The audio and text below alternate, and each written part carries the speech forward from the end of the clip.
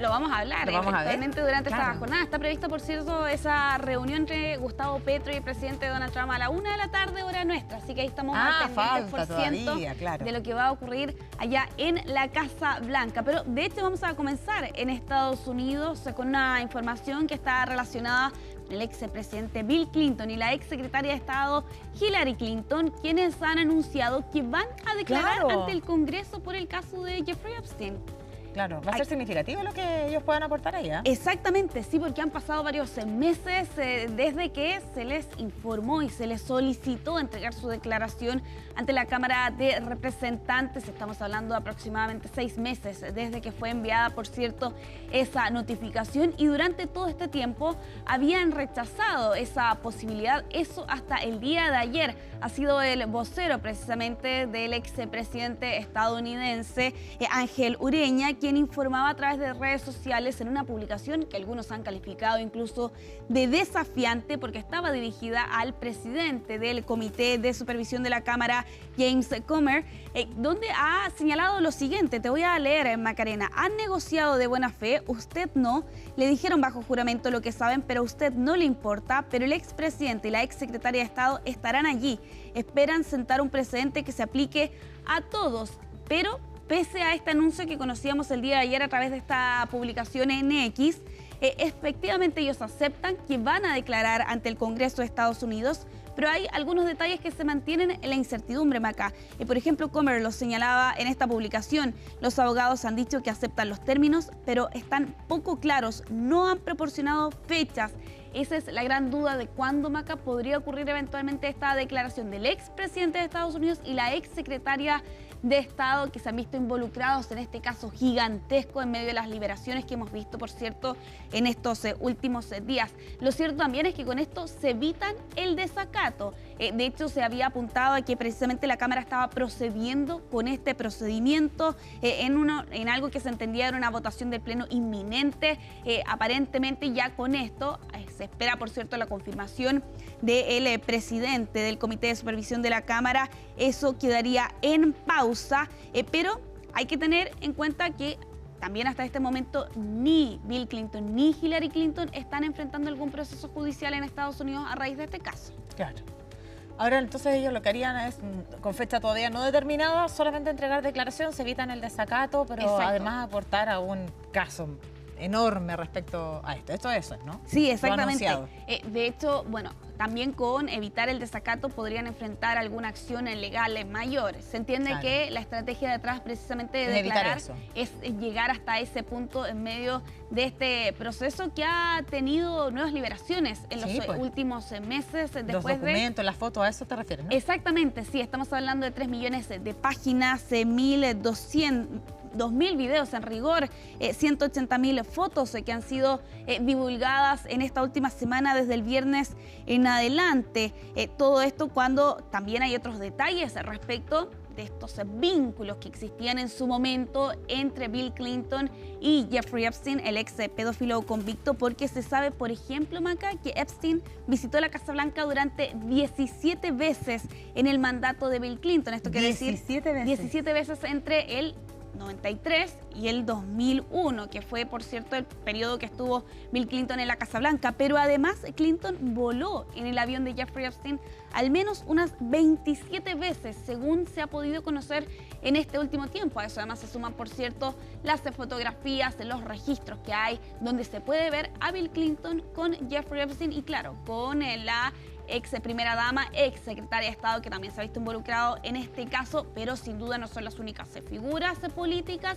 Hemos hablado más de alguna oportunidad también de esta cercanía que tuvo en la década de los 90 el actual presidente de Estados Unidos, Donald Trump, también con Jeffrey Epstein, y que sigue siendo uno de los grandes coletazos que ha tenido que enfrentar la administración durante este primer año del segundo mandato de Trump. De todas formas, va a seguir generando ruido también, porque este caso tiene aristas que incluso salen de Estados Unidos, lo conversábamos también ayer, etcétera. reitera con estos nuevos documentos, fotografías reveladas y cada vez se suman nuevos antecedentes, un verdadero escándalo. Sí, de hecho, bueno, tú haces alusión, por cierto, Exacto. a lo del expríncipe. El expríncipe. Claro, y con el propio primer ministro de Reino Unido, que sugería que precisamente el hijo favorito de la difunta reina Isabel II también tenía que declarar ante el Congreso. Claro. Bueno, en esta publicación que hace el vocero del expresidente estadounidense, hace alusión, por cierto, a esto de sentar precedentes y de que otras figuras también tomen la misma acción.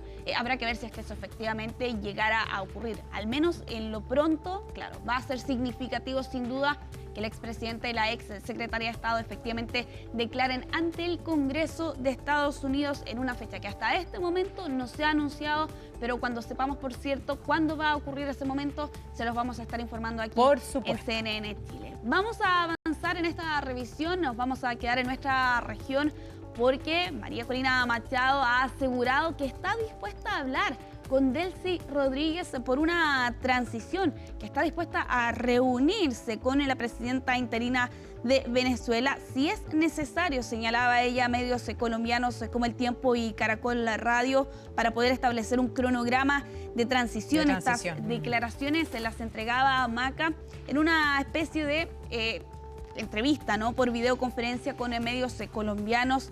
Y claro, aquí ella señalaba que estaba dispuesta, por cierto, a reunirse con quien es la presidenta encargada de Venezuela.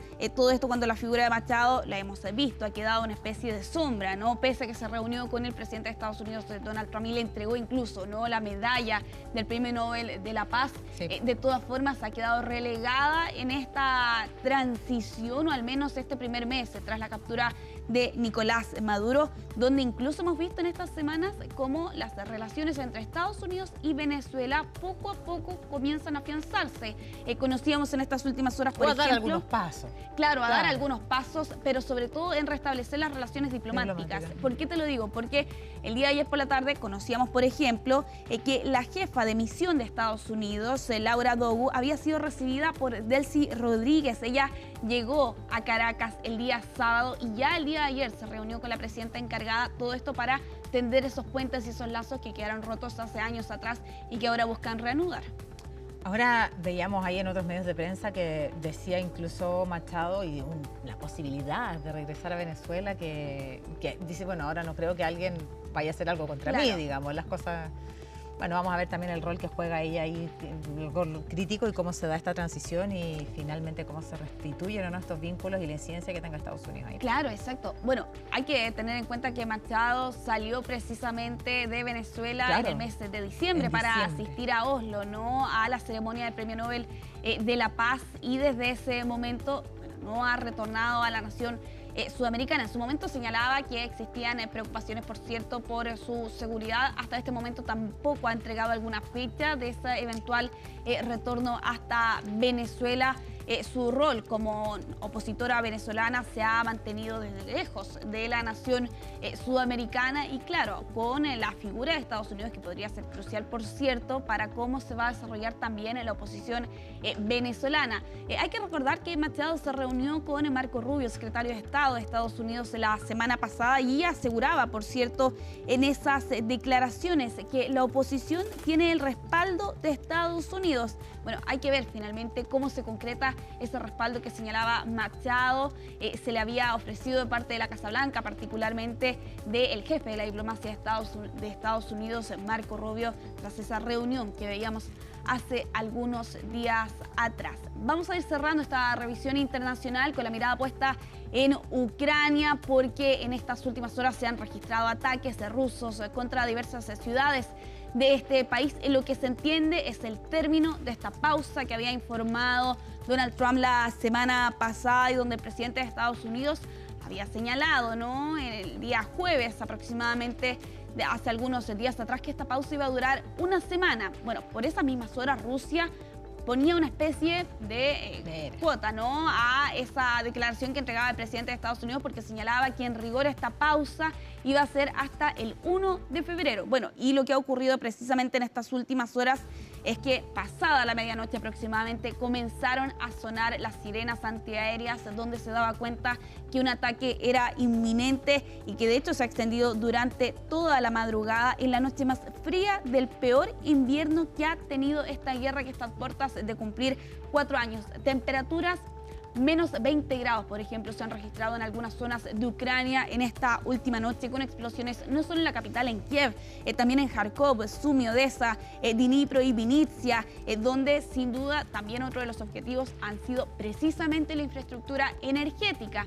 ¿Y por qué llama la atención, por cierto, esta pausa que ocurrió durante este fin de semana? Bueno, porque ocurre en uno de los inviernos más crudos que ha tenido que enfrentar Ucrania en medio de este conflicto y con esas temperaturas bajo cero que complican, por cierto, a la población ucraniana para poder resguardarse del frío, sin electricidad, sin calefacción, en algunas zonas incluso sin agua potable, debido a que los generadores no pueden hacer funcionar precisamente la utilización de los motores necesarios para hacer circular el agua en algunos edificios. Lo cierto también es que durante esta noche se registraron ataques con 450 drones y 71 misiles balísticos y de crucero. Y Zelensky señalaba durante esta mañana aprovechar los días más fríos del invierno para aterrorizar a la gente es más importante para Rusia que recurrir a la diplomacia, señalaba en estas últimas horas el presidente de Ucrania en medio de estos ataques y con los relatos macabros de la población ucraniana intentando sobrevivir a estas bajas temperaturas y evidentemente sin electricidad, que ha sido uno de los objetivos que ha lanzado Rusia.